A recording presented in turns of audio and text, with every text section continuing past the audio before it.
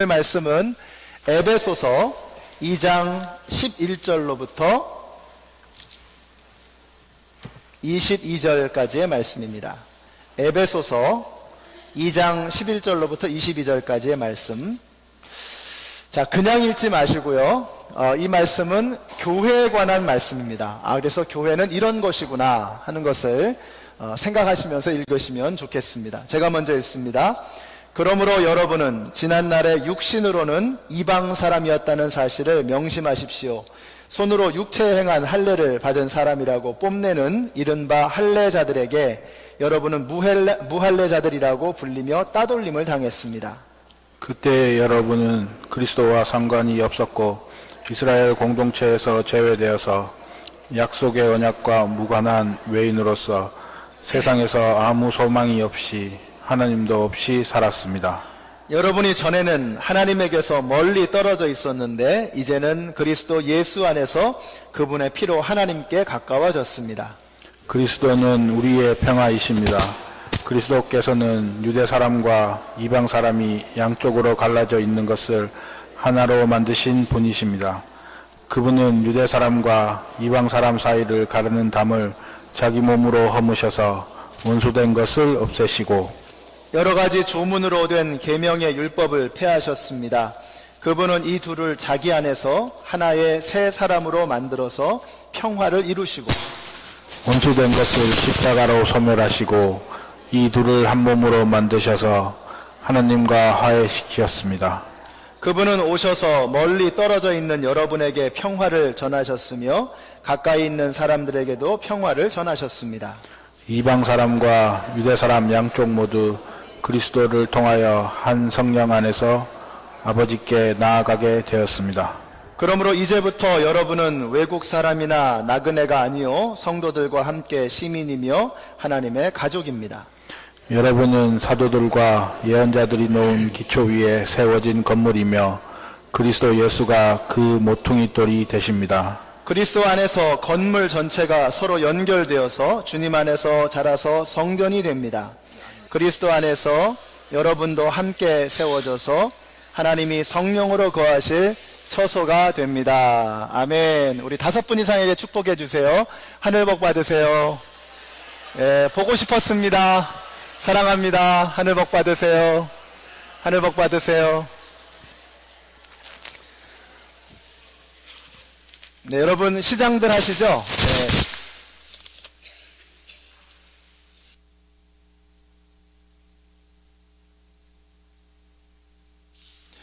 네, 이제 말씀 듣고 예배 드리고 내려가시면 뷔페가 기다리고 있습니다.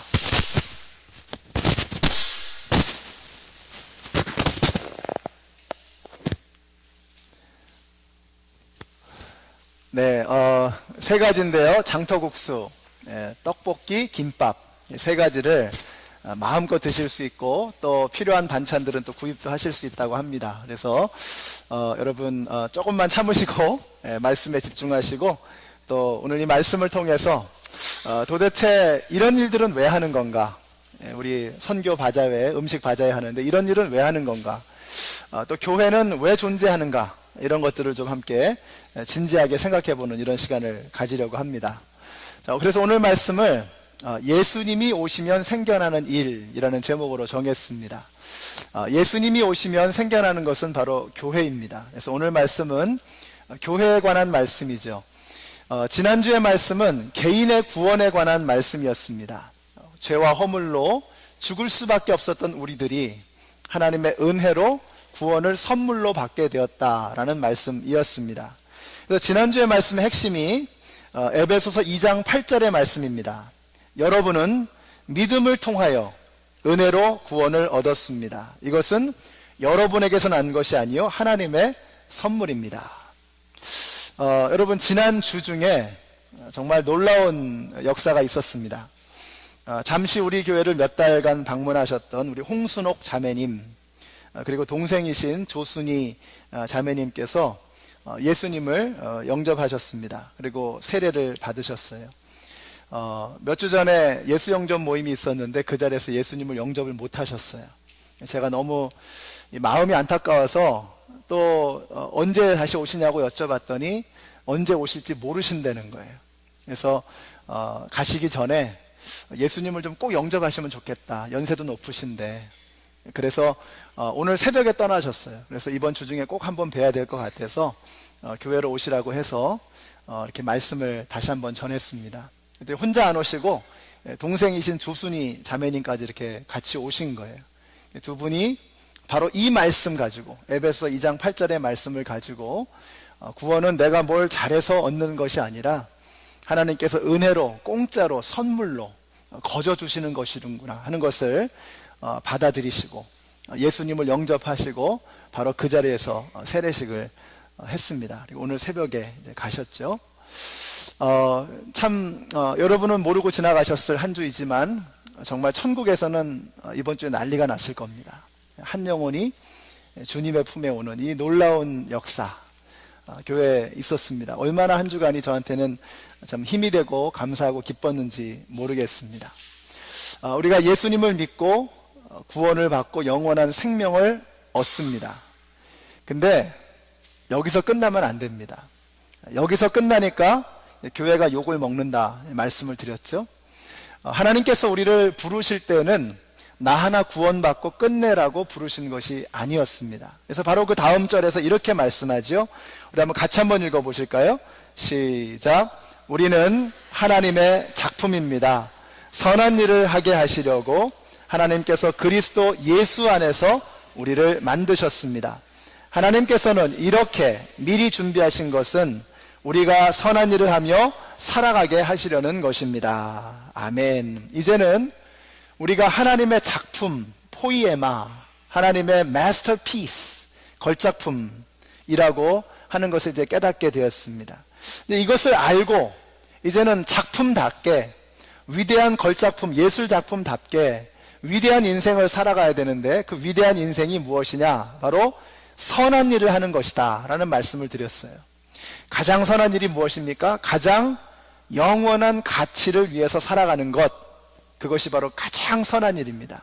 한 영혼을 주님의 품 안에 안겨드리는 것, 여러분 이거보다 소중한 일은 세상에 없는 것입니다. 그렇다면 그토록 위대한 일을 하나님께서 어떻게 이루어 가시는가? 그것이 바로 교회입니다. 우리 하나님께서는 교회를 통해서 이와 같은 위대한 일, 영광스러운 일, 가장 선한 일, 바로 이 일을 이루어 가시는 것입니다. 그래서 오늘 말씀이 바로 교회에 관한 말씀입니다. 지난주의 말씀이 구원에 관한 말씀, 구원받는 것으로 끝나는 것이 아니라 구원받은 사람은 바로 이와 같은 교회를 만들어 가야 된다는 거예요. 이런 교회를 통해서 신앙생활을 하고 이러이러한 일들을 이루며 살아가야 된다라고 하는 말씀을 하고 있는 것입니다. 에베소 교회의 성도들이 어떤 사람들이었느냐? 11절부터 쭉 보시면 나오는데 전에는 이방 사람들이었고 따돌림을 당했다고 했어요. 왕따 당한 거죠. 그들은 그리스도와 상관이 없었고 이스라엘 공동체에서 제외되었고 약속과 무관한 외인이었고 세상에서 아무 소망이 없는 사람이었고 하나님과 상관없는 사람들이었다라고 말씀하고 있는 것입니다. 이것은 바로 에베소 교회에 있는 성도들에게 한 말씀입니다. 이 사람들이 전에는 이방인들이었죠. 그런데 예수님을 믿고 하나님의 자녀가 되어서 이제는 교인이 된 것입니다. 자, 여기서 사도 바울이 강조하고 싶은 것은 무엇이냐? 하나님 없는 인간은 비참하다는 것입니다. 예수님이 없는 인생, 하나님이 없는 인생은 이처럼 비참할 수밖에 없다는 것입니다. 여러분, 인간은 돈이 없어서 비참한 게 아닙니다. 하나님이 없어서 비참한 것입니다. 그래서 잠언 29장 18절에서 이렇게 말씀하죠. 계시가 없으면, 계시라는 것은 말씀이라는 뜻입니다. 계시가 없으면 백성은 방자해지나 율법을 지키는 사람은 복을 받는다. 무슨 말이냐? 말씀이 없으면 망하고 말씀이 있으면 복받고 흥할 수밖에 없다는 것입니다.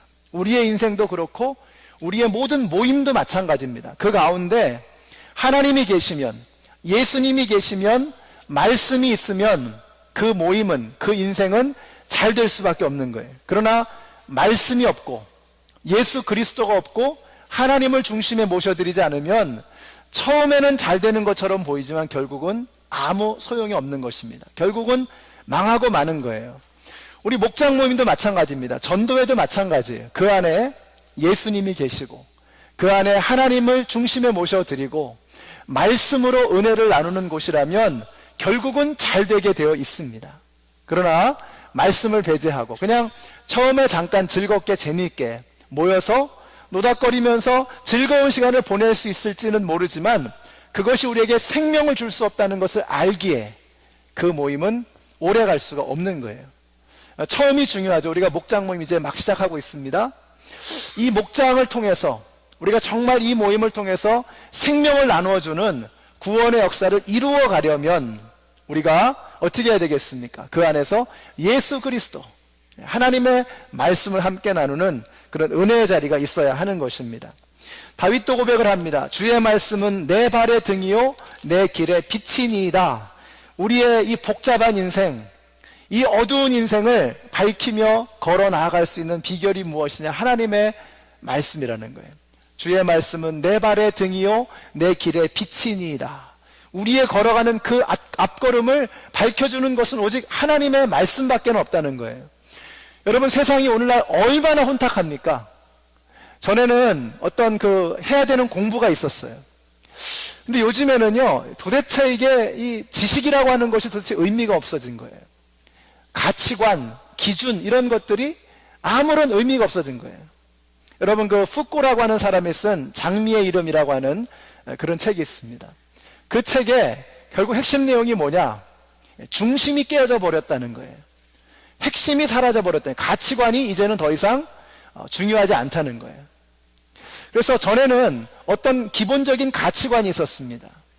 그 기본적인 가치관을 가지고 그 기본적인 가치관에 기대어서 비교해서 내가 올바른 것인가 잘못된 것인가 하는 것을 구별할 수가 있었어요. 이제는 중심성의 해체, 더 이상 중심이 없는 거예요. 기준이 없는 거예요. 포스트 모더니즘이라고 얘기하죠.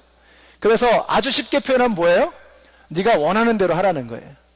기준이 없어져 버린 세상에 네가 하고 싶은 대로, 네 마음 가는 대로, 네 감정이 흐르는 대로 네 마음대로 하며 살라는 거예요. 거기에는 옳고 그름이 없는 겁니다.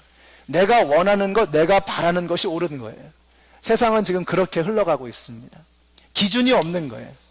하나님의 말씀, 시대와 장소를 거슬러서 그 모든 것을 관통해서 흐르는 그 기준, 그 가치, 이것이 바로 하나님의 말씀입니다.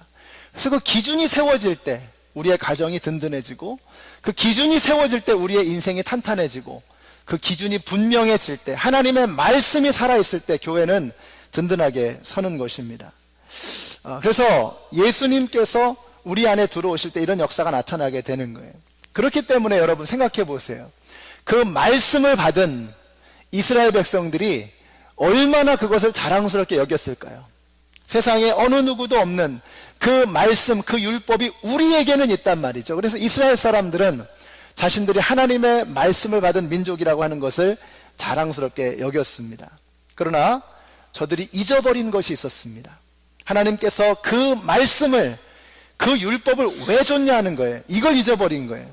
율법을 가지고 율법 없는 사람들을 업신여기고 왕따시키라고 율법 주신 게 아니었습니다. 잘난 척하고 뽐내라고 율법 주신 게 아니었어요.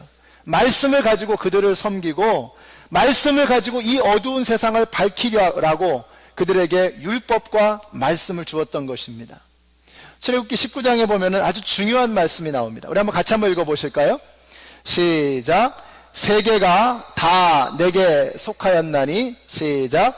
세계가 다 내게 속하였나니 너희가 내 말을 잘 듣고 내 언약을 지키면 너희는 열국 중에서 내 소유가 되겠고, 너희가 내게 대하여 제사장 나라가 되며 거룩한 백성이 되리라.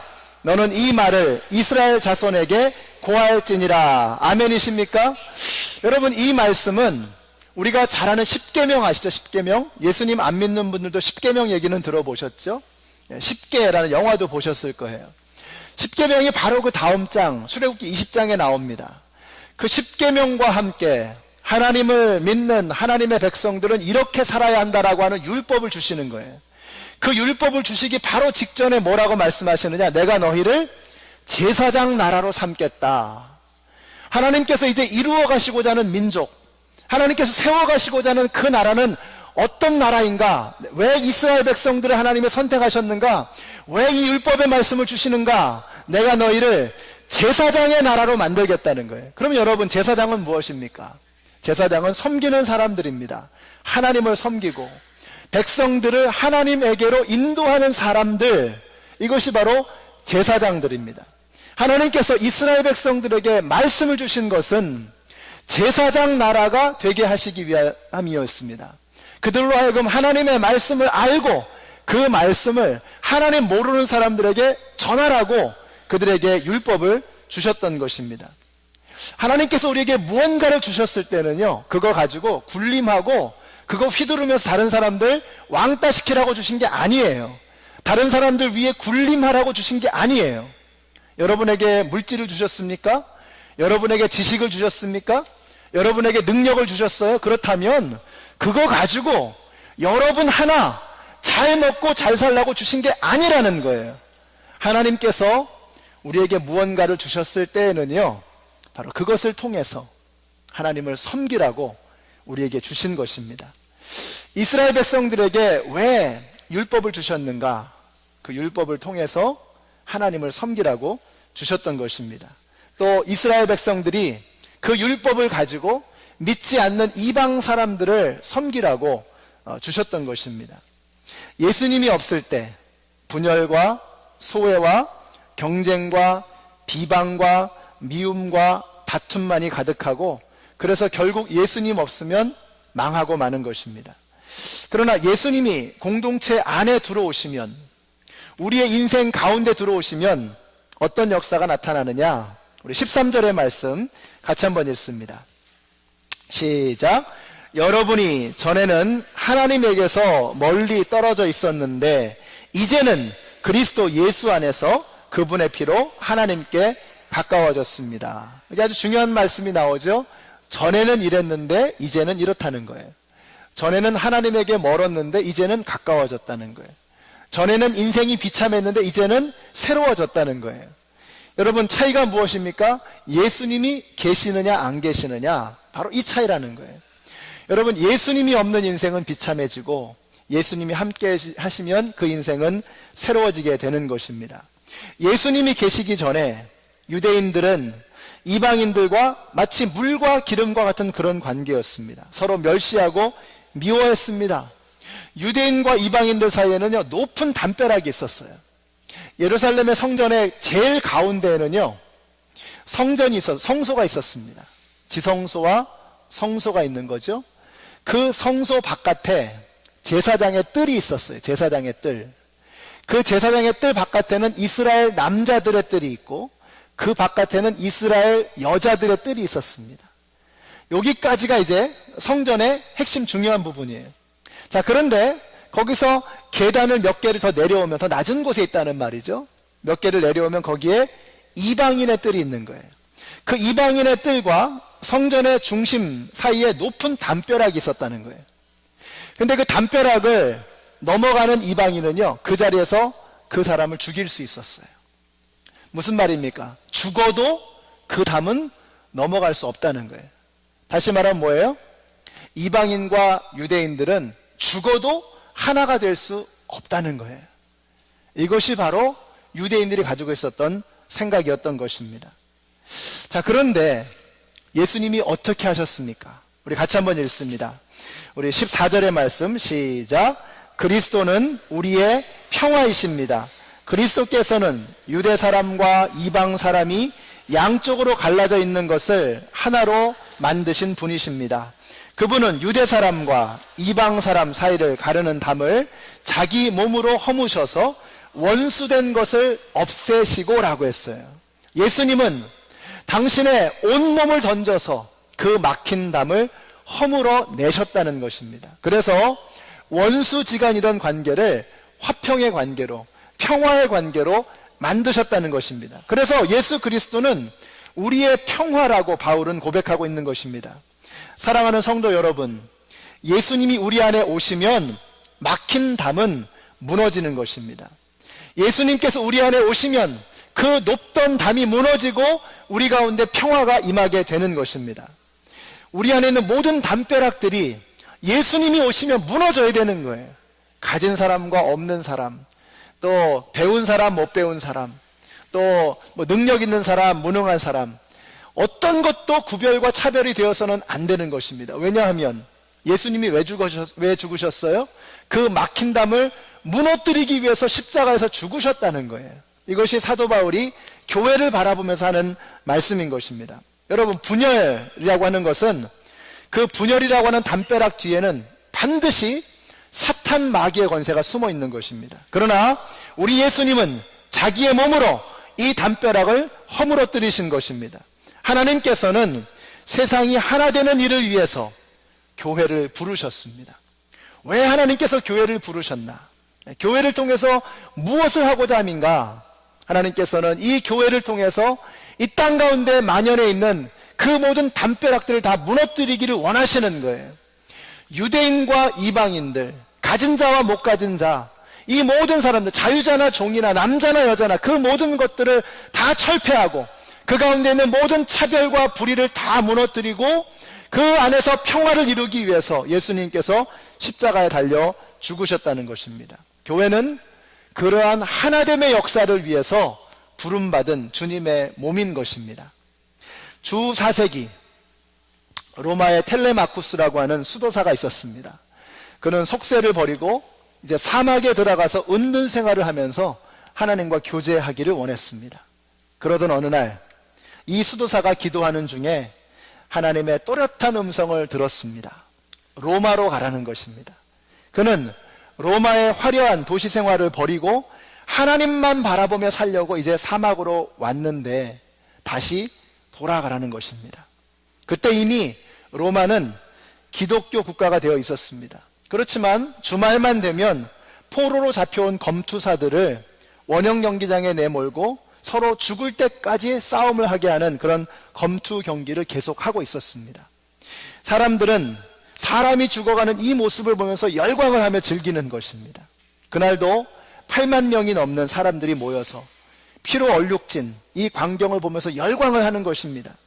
이때 텔레마쿠스는 왜 하나님께서 나를 이곳으로 보냈는가 하는 것을 분명하게 깨닫게 되었습니다. 그는 즉시 검투사들이 싸우는 자리로 뛰어들어가서 외칩니다.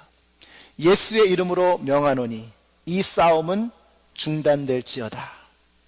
사람들은 그게 쇼인 줄 알고 다 웃었습니다. 그러나 텔레마쿠스는 칼부림을 하는 그 자리에까지 들어가서 결사적으로 막으려고 할 때에 이제 사람들이 장난이 아닌 것을 알고 그들의 입에서 야유가 쏟아져 나오기 시작합니다. 텔레마쿠스는 칼부림을 하는 그 자리에서 이제 더 큰 소리로 외칩니다. 급기야 이제 경기를 진행하던 지휘관이 그 사람을 먼저 처리할 것을 명령을 합니다. 경기에 방해가 되니까 말이죠. 번쩍이는 칼과 함께 텔레마쿠스는 그 자리에서 쓰러져 피를 흘리며 죽어갑니다. 그러면서도 그의 입에서 계속해서 말이 나오는 것입니다. 예수의 이름으로 명하노니 이 싸움은 중단될지어다. 내가 나사렛 예수의 이름으로 명하노니 이 싸움은 중단될지어다. 그는 피를 흘리며 죽어가면서 이 외침을 했습니다. 결국 그가 숨이 졌을 때, 죽었을 때에 그 경기를 지켜보고 있었던 로마의 황제 호노리우스가 말없이 떠나가고 말았습니다.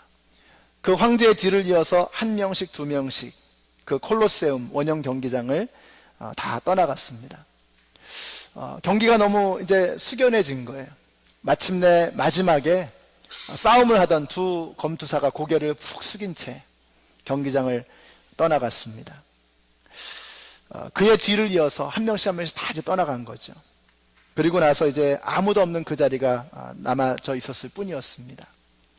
이것이 주후 391년에 로마에서 일어났던 일입니다. 이 사건을 계기로 로마에서는 검투 경기가 두 번 다시 열리지 않았다고 합니다. 여러분, 이것이 굉장히 상징적이고 중요한 사건이라고 생각합니다. 우리 하나님께서 교회가 바로 이 일을 하기를 원하시는 것입니다. 성도들을 통해서 하나님께서 이 땅 가운데 하시고자 하는 일이 바로 이것입니다. 바로 화해의 역사를 이루어가는 것입니다. 싸우고 갈라지는 일을 중단하고 그리스도 안에서 하나 되는 일을 이루기 위해서 주님께서는 교회를 부르시는 것입니다. 유대인과 이방인은 물과 기름처럼 절대로 하나가 되어질 수 없는 사람들입니다. 그런데 저들이 지금 에베소 교회 안에서 함께 예배를 드리고 있는 거예요.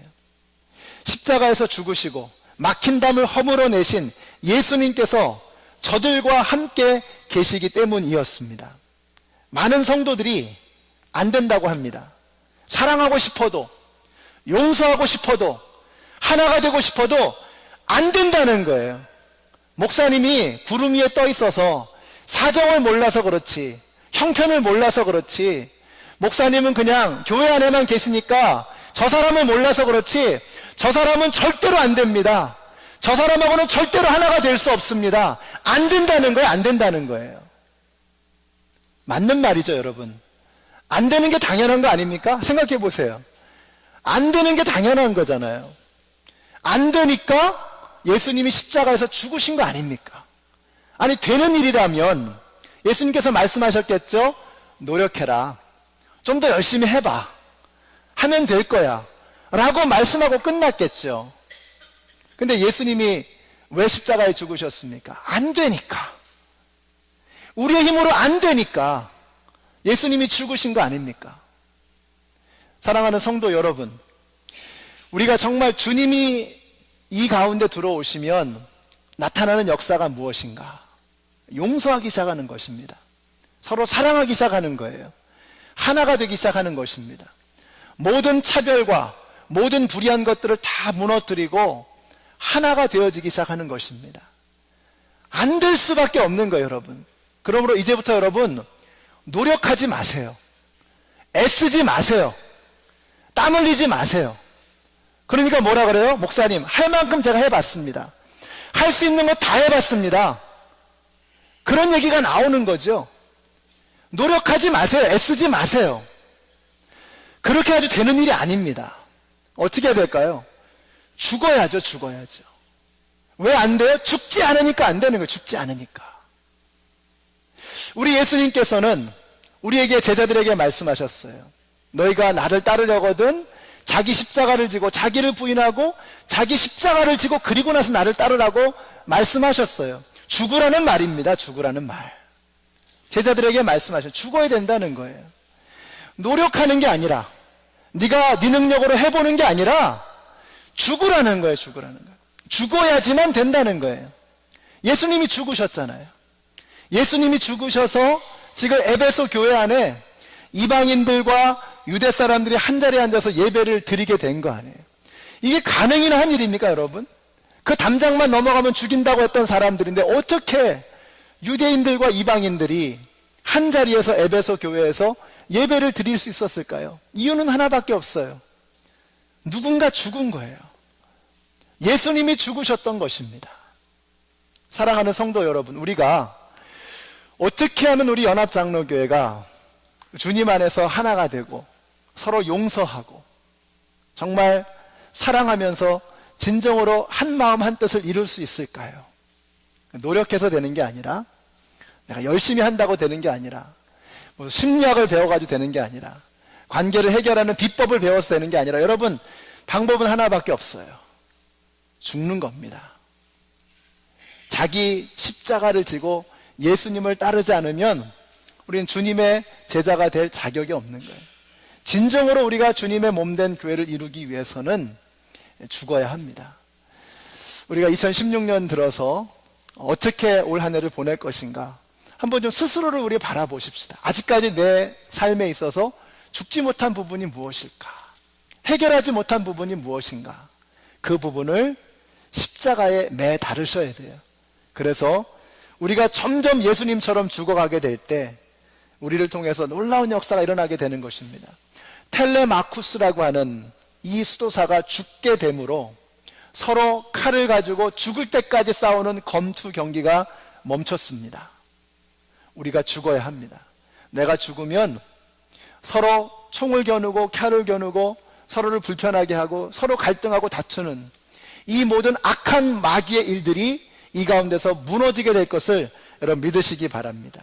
이렇게 우리 안에 예수 그리스도의 십자가가 바로 서면 이와 같은 역사가 나타나는 거예요. 우리 한번 같이 한번 읽어보실까요? 15절 16절 시작. 그러므로 이제부터 여러분은 외국 사람이나 나그네가 아니요 성도들과 함께 시민이며 하나님의 가족입니다. 여러분은 사도들과 예언자들이 놓은 기초 위에 세워진 건물이며 그리스도 예수가 그 모퉁이 돌이 되십니다. 그리스도 안에서 건물 전체가 서로 연결되어서 주님 안에서 자라서 성전이 됩니다. 그리스도 안에서 여러분도 함께 세워져서 하나님이 성령으로 거하실 처소가 됩니다. 이제 우리가 예수 그리스도와 함께 죽으면 나 자신을 부인하고 십자가를 지며 서로를 사랑하고 하나가 되고 용서하면 이와 같은 역사가 나타난다는 거예요. 우리가 하나님의 가족이 된다는 거예요. 서로 자라가며 성전이 되어져 간다는 것입니다. 성전은 하나님을 모시는 곳입니다. 하나님의 영광이 나타나는 자리입니다. 내가 죽고 예수가 살아나게 될 때 내 안에 하나님의 영광이 임하게 될 것입니다.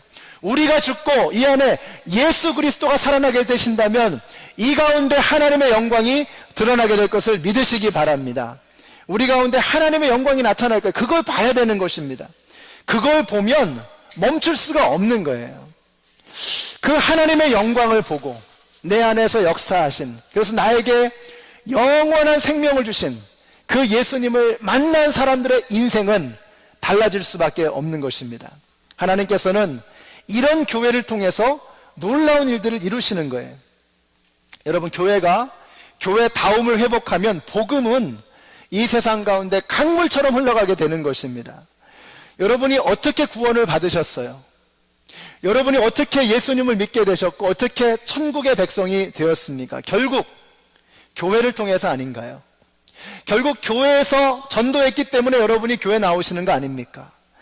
우리 한국 땅에 어떻게, 조선 땅에 어떻게 복음이 들어갔습니까? 그 또한 교회들이 한 일이었습니다. 1866년 8월 21일 영국에서 목사의 아들로 태어나서 교회에서 자란 한 청년이 중국으로 배를 타고 건너왔습니다. 그리고 그곳에서 3년 만에 아내를 잃어버렸습니다. 그러나 그는 멈추지 않습니다. 그가 이제 조선 땅으로 들어옵니다. 미국의 상선이었던 제너럴 셔먼호를 타고 대동강변에 도착을 했습니다. 자, 그런데 그곳에서 그는 선교다운 선교 한번 해보지 못하고 목이 잘려 죽습니다. 그가 바로 조선에서 최초로 순교하신 토마스 선교사님, 로버트 토마스 선교사님이십니다. 그는 죽어가면서도 박춘권이라고 하는 사람에게 성경을 전해주었는데 훗날 박춘권은 이런 글을 남겼습니다. 내가 서양 사람을 죽이는 중에 한 사람을 죽인 것은, 바로 토마스 선교사님 얘기죠. 생각할수록 이상한 감이 있다. 내가 그를 찌르려 할 때에 그는 두 손을 마주 잡고 기도를 한 후에 웃는 얼굴로 붉은 배를 입힌 책을 나에게 받으라 권하였다. 그러므로 내가 그를 죽이기는 하였으나 그 책을 받지 않을 수가 없어서 받아왔노라. 나중에 박춘권은 평안도에 있는 안주교회의 장로가 되었습니다. 또 박영식이라고 하는 사람이 이때 성경을 받았는데 한문 성경이었죠. 그 한문 성경책을 받아가지고 와서, 그 당시 종이가 굉장히 귀했기 때문에 그 성경책을 찢어가지고요, 집에다 방에다 이렇게 도배를 한 거예요. 도배를. 그러니까 어떻게 되죠? 앉으나 서나 성경 읽는 거예요. 앉으나 서나. 밥 먹다가 성경 읽고, 자다 일어나서 성경 읽고, 깨어나서 성경 읽고 말이죠. 결국 이분이 예수님을 만나게 되었습니다. 그리고 이 박영식의 집이 널다리 교회라고 하는 교회가 되었습니다. 목사의 아들로 태어나서 교회에서 자란 청년 토마스는 27살의 나이에 성경책 겨우 몇 권 전하고 대동강변에서 목이 잘려 죽었습니다.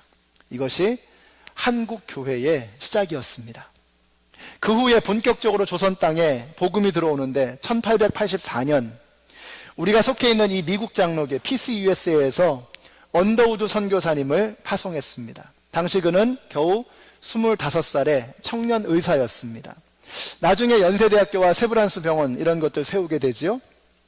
이것이 조선 땅에 복음이 들어오게 된 그런 경위였습니다. 이 젊은 청년들이 세상 사람들이 부러워하는 직업 다 버리고 이름도 빛도 없이 이곳에 그 이름도 없는 그 조선 땅에 와서 목숨을 바쳤던 이유가 무엇인가? 저들이 예수님을 만났기 때문입니다. 예수님이 그들의 인생 가운데 들어왔기 때문입니다. 예수님이 들어오시면 우리의 인생이 달라질 수밖에 없는 거예요. 예수님이 들어오시면 나라와 민족이 달라질 수밖에 없는 거예요. 예수님이 들어오시면 우리의 가정이 달라질 수밖에 없는 것입니다. 사랑하는 성도 여러분, 왜 우리가 이렇게 신앙생활하고 있습니까? 예수 믿는다고 하면서도 왜 우리가 세상 사람들과 다르지 않은 모습으로 이렇게 뜨뜻미지근한 모습으로 살아가고 있습니까? 예수님을 내 인생의 중심에 모셔드리지 못했기 때문은 아닌지 우리가 생각해 봐야 하는 것입니다. 예수님을 인생의 중심에 분명하게 모시고 달라진 인생을 살았던 우리 선교사님들의 이야기를 좀 함께 보려고 합니다. 오늘 우리가 선교 바자회가 있는 날인데요, 우리가 한번 생각을 해봐야 됩니다. 왜 이런 일을 하나 말이죠.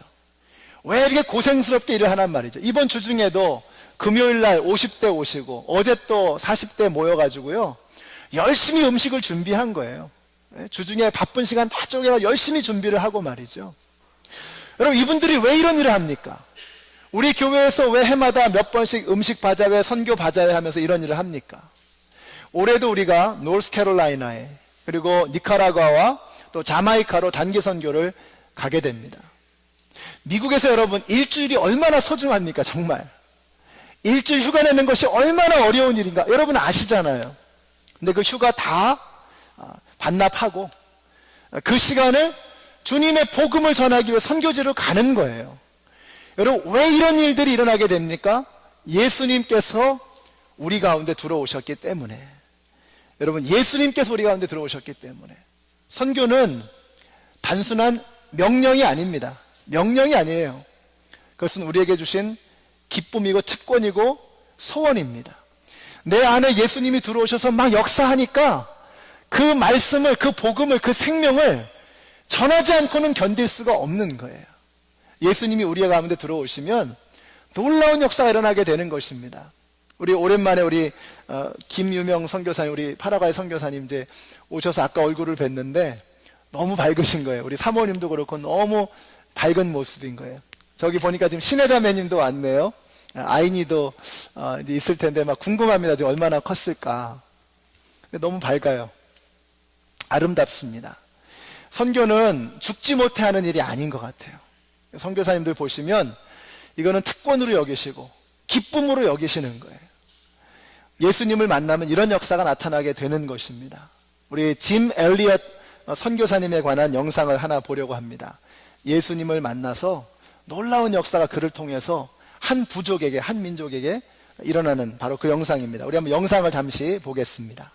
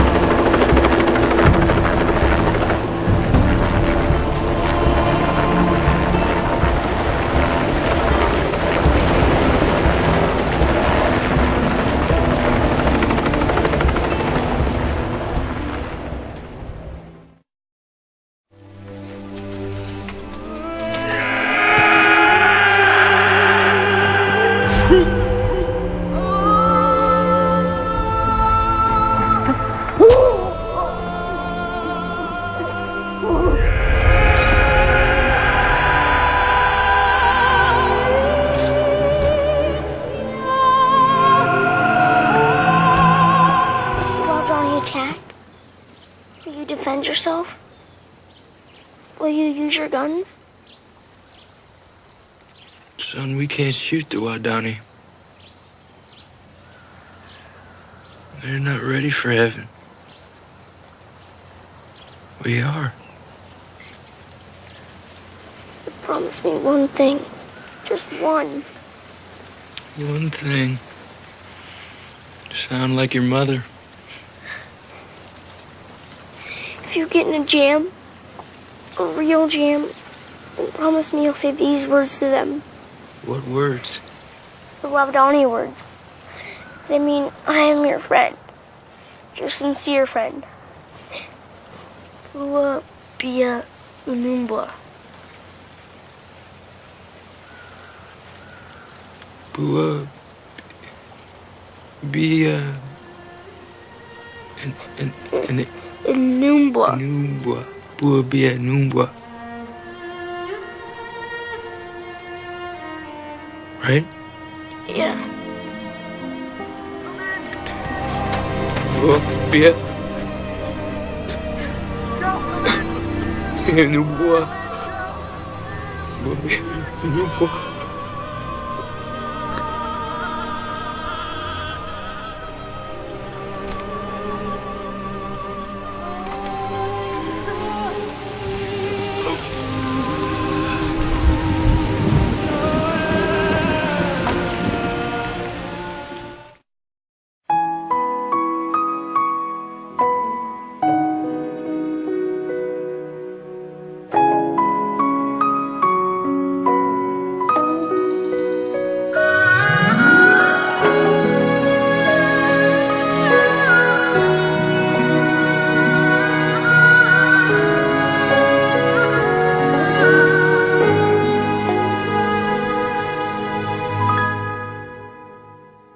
주님이 홀로 가신 그 길 나도 따라가오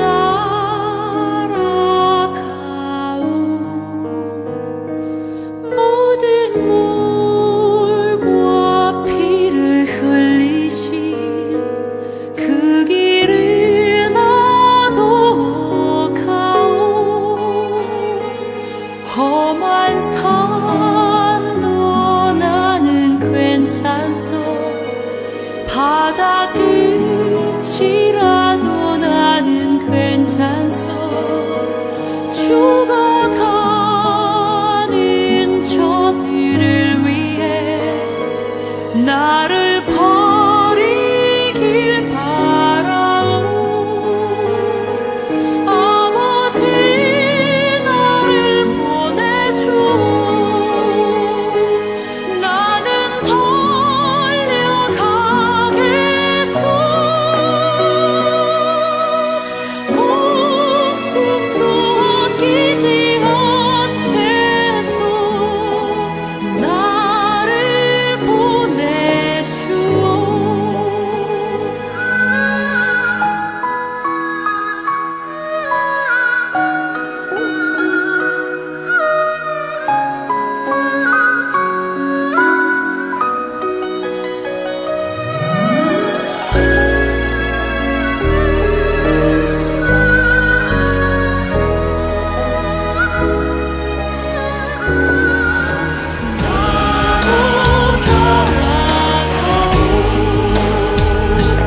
생명을 버리면서까지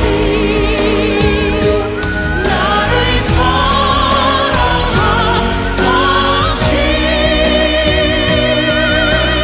이 작은 나를 받아주오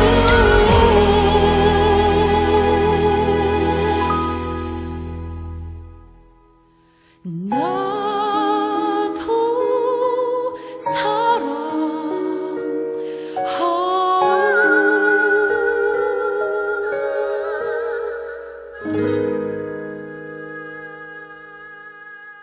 아멘. 이런 사람들을 세상은 바보라고 합니다. 라이프 그리고 타임즈 기자들이 와서 What a waste. 이게 무슨 낭비입니까? 그러나 그들은 이렇게 말합니다. 잃어버릴 수 없는 것을 위해 지킬 수 없는 것을 버리는 사람은 바보가 아니다.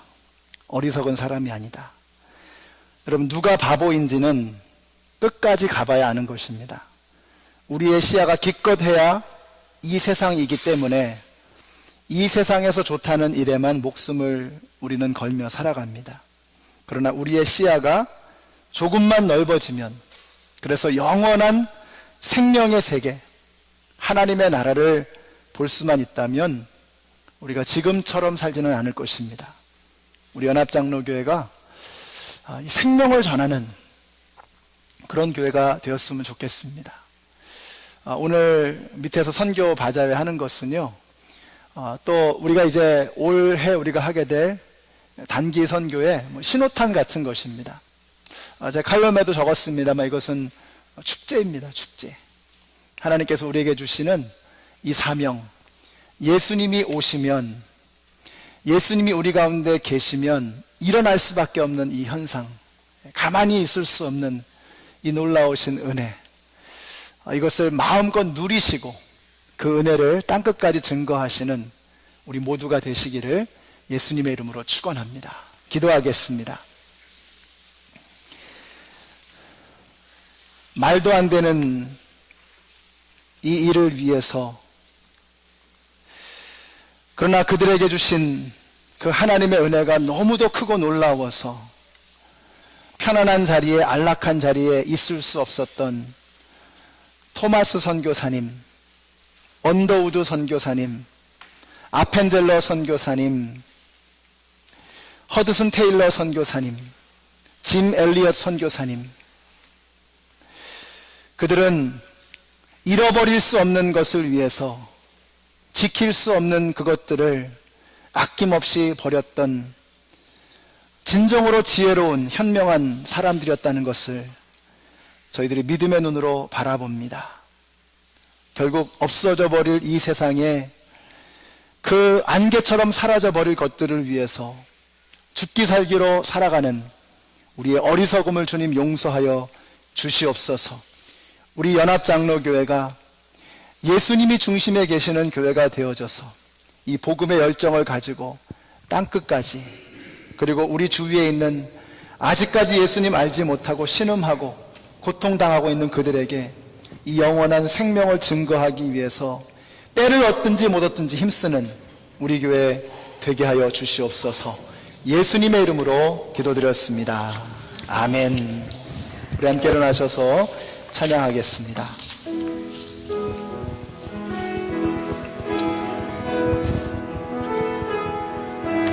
우리를 위해서 죽으신 예수님 때문입니다.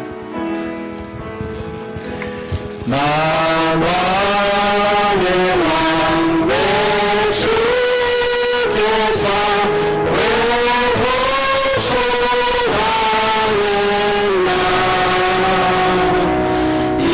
이번에 같은 나의 그 보혈을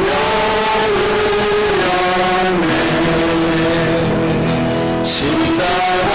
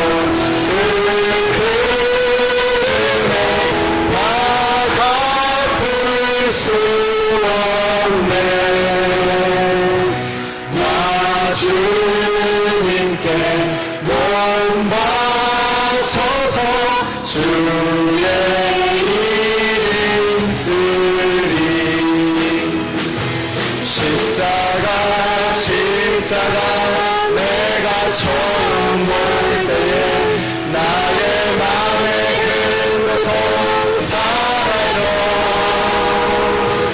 돈을 믿고서 내 눈 밝아내 참내 기쁨 영원한 십자가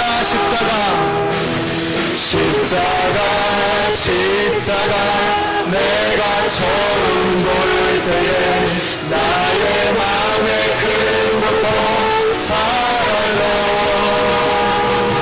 주를 믿고서 내 눈 밝았네 참내 기쁨 영원하도다. 아멘. 여러분이